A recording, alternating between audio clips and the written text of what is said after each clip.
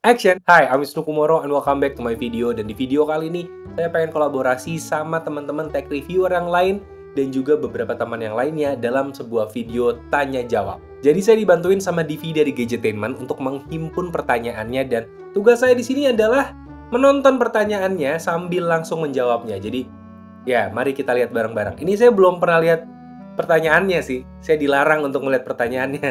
Jadi, mari kita lihat pertanyaan pertama. Ini kita urut dari yang paling tua aja gimana? Kita mulai dari Mas Mobi. Waduh.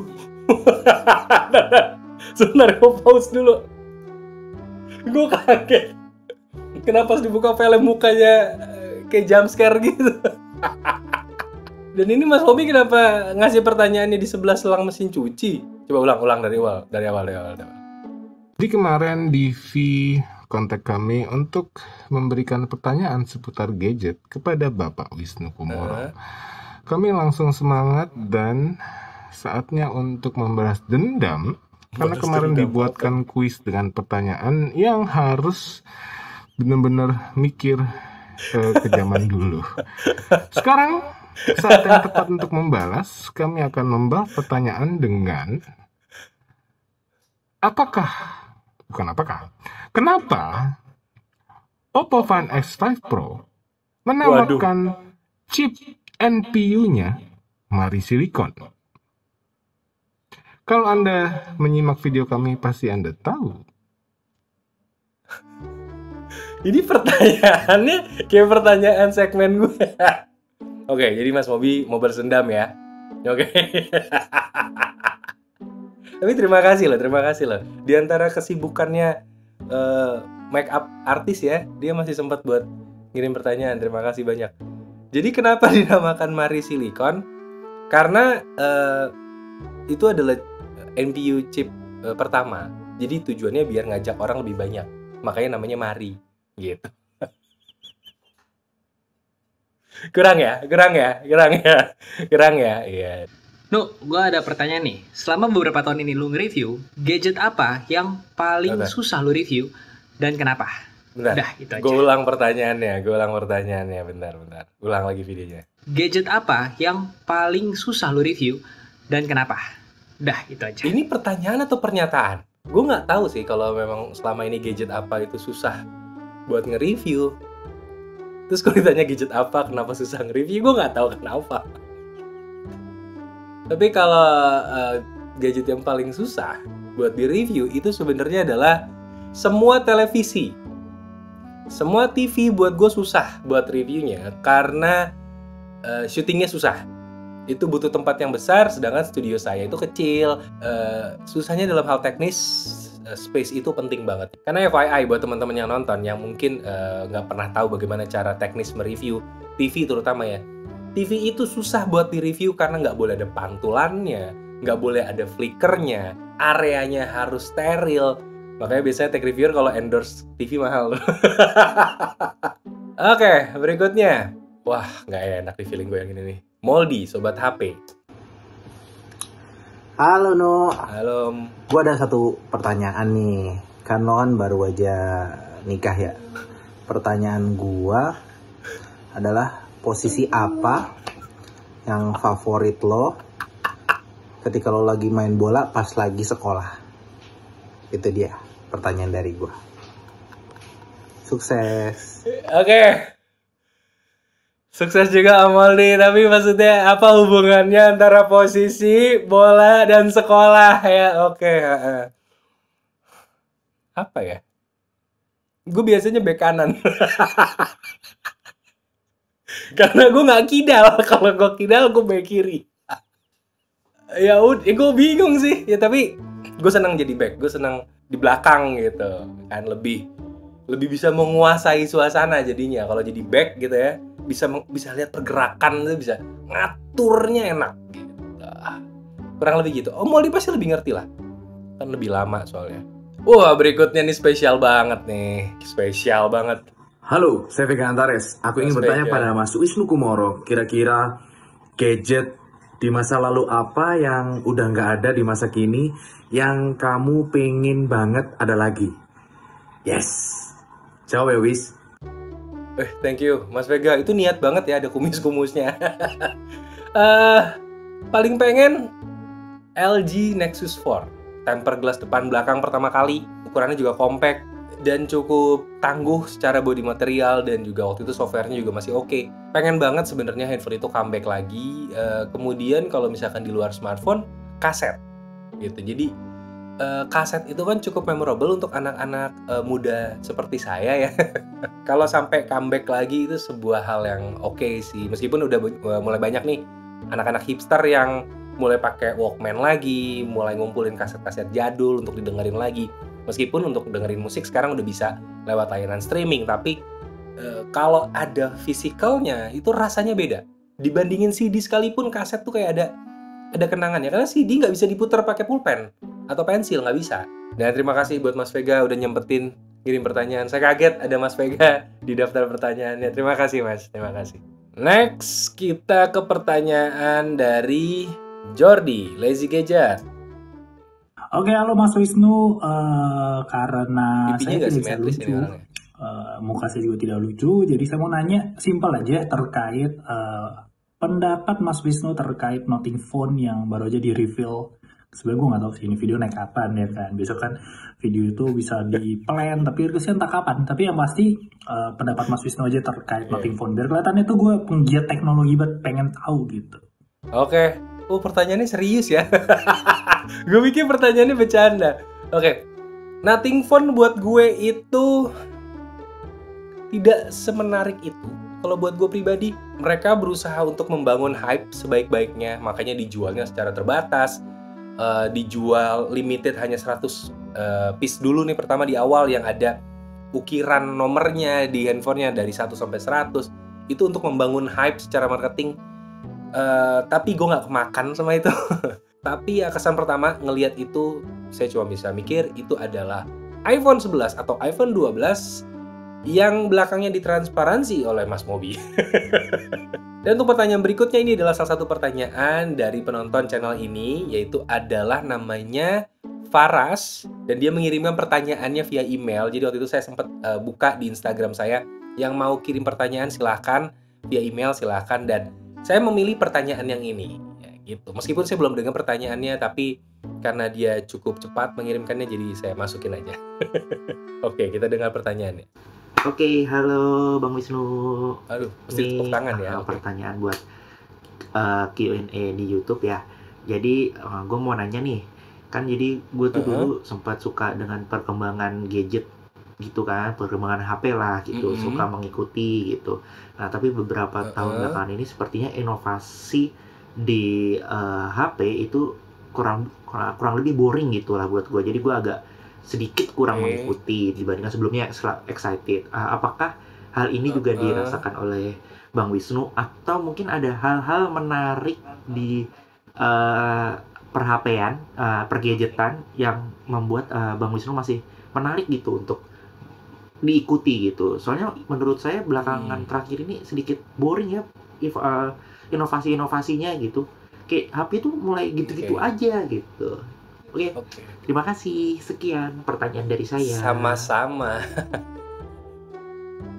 Terima kasih juga ya, dan terima kasih loh udah mau tidur, udah selimutan sempet-sempetnya bikin pertanyaan. Terima kasih banyak ya. Jadi kalau boleh diulang pertanyaannya adalah ya, industri smartphone itu udah mulai agak membosankan inovasinya menurut si Faras. Tech reviewer ngerasain nggak sih? Dan kalaupun iya atau enggak tuh kenapa alasannya? Dan jawabannya adalah mungkin ada yang ngerasain, mungkin ada yang enggak. Kalau saya ngerasainnya tidak membosankan. Kenapa?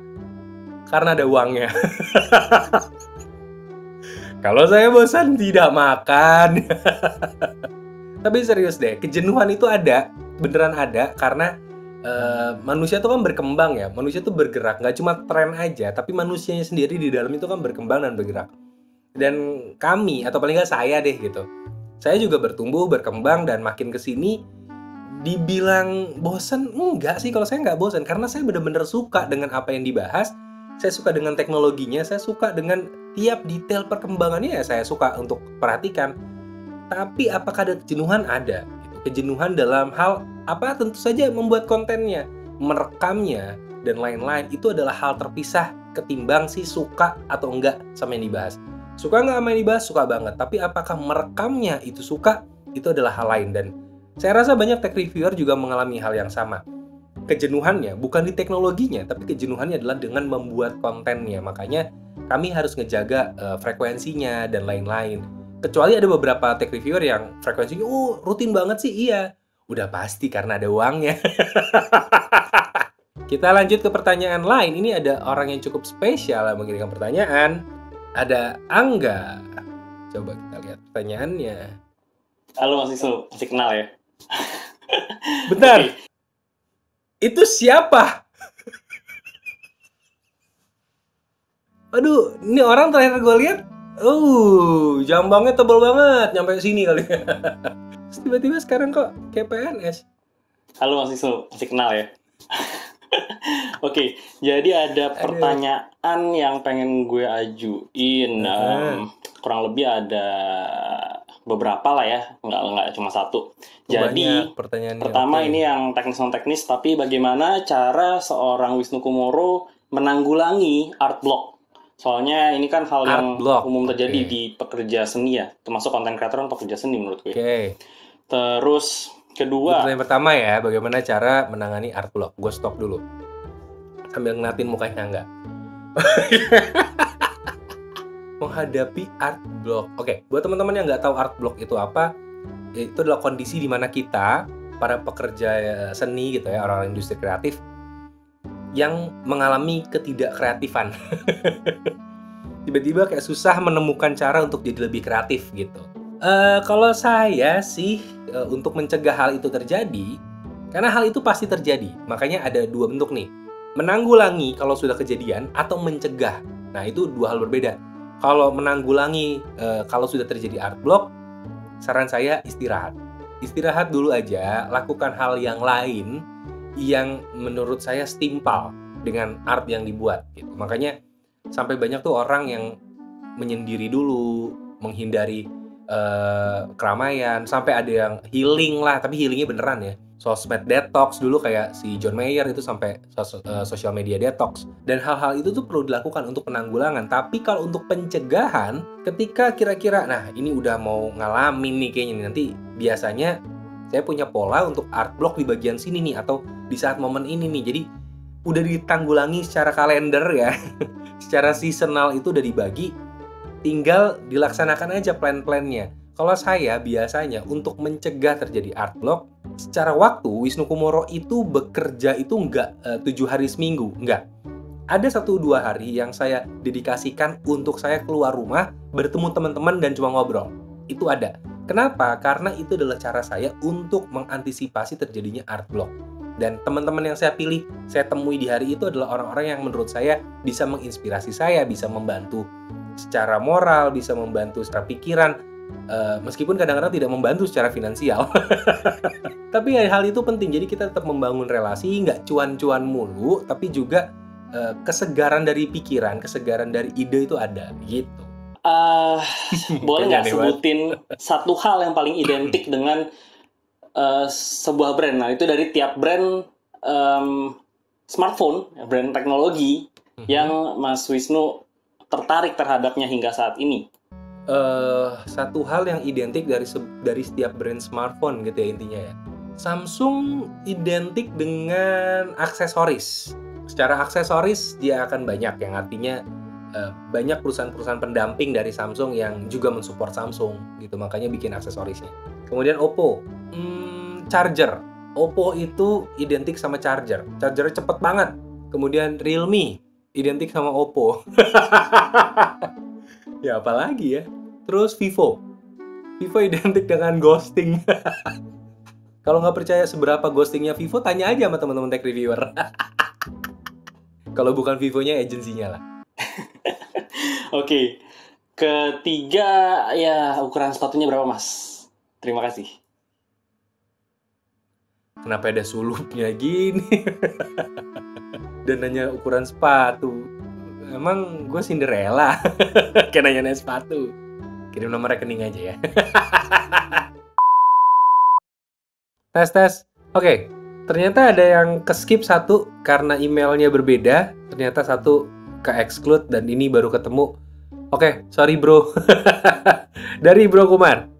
Satu pertanyaan buat Bapak Wisnu Kumoro. Waduh. Pak Wisnu, seandainya Bapak tidak dikenal sebagai tech reviewer, Bapak tuh pengen dikenalnya sebagai apa di dunia internet ini? Dan alasannya kenapa? Share sama kita semua. Sebenarnya sebelum itu, gue juga punya pertanyaan sih buat lo bro. Itu ngapain naruh batu segede gitu di atas speaker?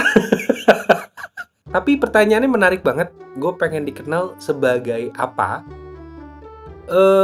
Sebenarnya kalau dibilang pengen dikenal sebagai apa, tentu sebagai ini sih sebenarnya ini. Gue pengen dikenal sebagai musician sebenarnya. Karena gue juga jauh sebelum bikin review kan juga bikin lagu. Gue tergabung di band. Gue pernah kontrak dengan label rekaman juga gitu. Artinya sebenarnya gue pengen dikenal sebagai itu. Tapi, ada tapinya dengan tapi yang sangat besar. Tapi, makin kesini saya makin sadar kalau sebagai musisi, saya mungkin tidak pantas. Gitu. Jadi, masalah kepantasan aja. Kenapa masalah kepantasan? Musisi itu, teman-teman saya, dengan penuh rasa hormat dan respect, mereka setiap harinya, dari zaman dulu saya kenal mereka sampai hari ini, bersentuhan langsung dengan musik. Sedangkan saya enggak, gitu. Saya masih nulis lagu, tapi kadang-kadang doang. Jadi, ketika menyebut diri saya sendiri self-proclaim sebagai musician, saya ngerasa nggak pantas. Gitu. Jadi masalah kepantasan aja.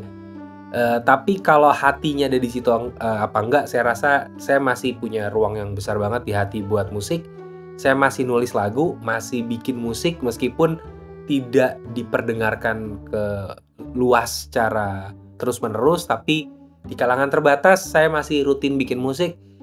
Dan tahun ini 2022 semoga bisa rilis single minimal lah untuk tahun 2022. Next bisa rilis album lagi gitu. Amin. Dan satu lagi yang ketinggalan, ini dari Taufik. Bapak Wisnu Kumoro, pertanyaan untuk Bapak. Ini pertanyaan yang banyak ditanyakan oleh teman-teman yang lain juga. Apakah kita kakak beradik? Bantu jawab ya, Pak. Ini beneran pertanyaan yang paling banyak ditanyain sih sebenarnya. Karena masalah suara. Memang sih saat saya bikin konten ini, suara saya lagi nggak optimal. Tapi kalau suaranya direkam, masih ada yang nanyain, kok suaranya masih bisa mirip ya sama si Taufik Nobo gitu. Dan sampai-sampai kalau kita bikin konten berdua, itu banyak yang bilang, ini kakak adek atau gimana? Ya, meskipun udah kelihatan lah yang adek yang mana ya. Tapi jawabannya jelas bukan. Ini fun fact aja. Wisnu Kumoro itu sekitar tahun 2005 lah, 2005, 2006, 2007 gitu. Itu mendengarkan siarannya Bapak Taufik Nobo ketika dia masih jadi penyiar. Ketemu ketika sudah jadi tech reviewer dan akhirnya kami bisa ngonten bareng dan gue bahkan bisa bilang kami bersahabat gitu. Jadi sangat senang sekali bisa ngonten bareng sama Bapak Taufik yang dari dulu saya dengarkan suaranya lewat radio, tiba-tiba bisa bertemu dengan orangnya secara langsung. Jadi ya, bukan kakak adik, bukan. Oke, pertanyaan ini kayak terakhir aja nih. The one and only Putu Reza. Gue siap-siap nih. Bismillahirrahmanirrahim. Oke, jadi gue disuruh Divi untuk ngasih lo pertanyaan. Jadi gue langsung kepikiran 2 pertanyaan buat lo, khusus buat lo. Gue nggak akan nanya ini ke orang lain. Jadi gue nih khusus buat lo dong lo. Yang pertama, kan sekitar seminggu yang lalu ya, Alvin Xiaomi, maksud gue Alvin, itu dia mengumumkan untuk cabut dari Indonesia dan gabung ke Xiaomi India. Nah, menurut lo gimana pengaruhnya dengan Xiaomi Indonesia dengan gak ada Alvin nanti ke depannya? Terus yang kedua, menurut lo nih produk-produk Xiaomi sekarang oke nggak sih gitu? Terus kira-kira kapan lo bakal ngebahas? Karena kalau gue lihat lo udah jarang ngebahas barang mereka dan kayak kurang gimana ya, channel segede Wisnu Kumoro nggak bahas Xiaomi itu menurut gue agak kurang. Jadi ya semoga dijawab. Itu aja pertanyaan gue. Gue melihat Putu Reza kayak senang sekali loh memberikan pertanyaannya. Oke. Apa tadi pertanyaannya? Gue lupa. Apa pengaruhnya? Nggak ada Alvinse ya, karena Alvinse dengar-dengar dari Xiaomi Indonesia pindah ke Xiaomi India. Pengaruhnya ya beda bos kan. Berarti ya biasanya kalau beda bos itu personal cost di kantor beda lagi tuh. Kayak biasanya kalau Alvin kan jelas tuh biasanya ada, oh makan siangnya ini, sukanya kalau entertain karyawan gini. Kalau bos baru biasanya ganti, ya pasti berubah lagi dong gitu. Paling itu kan pengaruhnya. Yang lainnya nggak ada yang ngaruh. Produk Xiaomi bagus nggak? Enggak sih. Oke lah mungkin ya. Karena gini, Xiaomi produknya bagus, tapi gue nggak suka. Bagi fansnya bagus. Coba bagi yang umum, apakah sebagus itu gitu? Berusaha untuk masuk ke pasar yang memang marketnya lebih ke premium, apakah berhasil? Padahal udah lama banget loh ini. Dan itulah yang membuat saya jadi sulit untuk mereviewnya, karena ketidakjelasan arahnya aja. Mau premium atau tidak? Ini udah bikin anak perusahaan Redmi, udah bikin anak perusahaan Poco. Kok sama semua segmennya gitu? Kok sama semua arahnya gitu? Jadi nggak ada pembedanya gitu. Jadi ya buat apa? Kalau gitu mendingan jadiin tipe lagi aja, seri lagi aja, seri Redmi, seri Poco, dibandingin jadi brand sendiri. Toh sama gitu. Jadi ya buat apa? Marketnya orang yang dituju sama, cuma beda namanya. Mungkin saya kasih sebuah jawaban diplomatis juga. Mungkin saya akan mereview Xiaomi, Poco, atau Redmi gitu. Tapi kayak Redmi nggak. Mungkin Xiaomi atau Poco. Mungkin Xiaomi aja ya. Kalau memang yang menonton meminta. Kemudian juga kalau memang produknya pas, saya mungkin akan membahas. Misalkan Xiaomi bekerja sama dengan Leica dan juga Qualcomm yang nantinya akan terjadi gitu. Mungkin saya membahas gitu. Gimana? Puas nggak aja? But anyway, terima kasih buat teman-teman yang udah mengirimkan pertanyaannya. Terima kasih. Dan juga terima kasih buat teman-teman yang udah dukung channel ini. Dan mungkin banyak yang nggak tahu di awal kenapa saya membuat video Q&A ini. Sebenarnya video Q&A ini adalah peringatan untuk 4 tahun dari konten Gadgetainment. Dimana konten Gadgetainment dulunya adalah sebuah segmen di channel saya, kemudian akhirnya menjadi sebuah channel sendiri. Dan semua itu dimulai dari ketidaksengajaan, semua itu dimulai dari suasana yang menyenangkan dan ketawa-ketawa yang persis saya dapatkan dari video Q&A ini. Jadi sekali lagi terima kasih buat yang udah nanya, teman-teman tadi. Semuanya terima kasih banyak. Dan juga Faras tadi yang udah mengirimkan pertanyaan, terima kasih banget. Dan terima kasih juga buat teman-teman yang udah mengirimkan emailnya. Terima kasih, dan terima kasih. Dan sekian dulu untuk video kali ini. Terima kasih udah menonton. Sampai jumpa di video berikutnya. Dadah!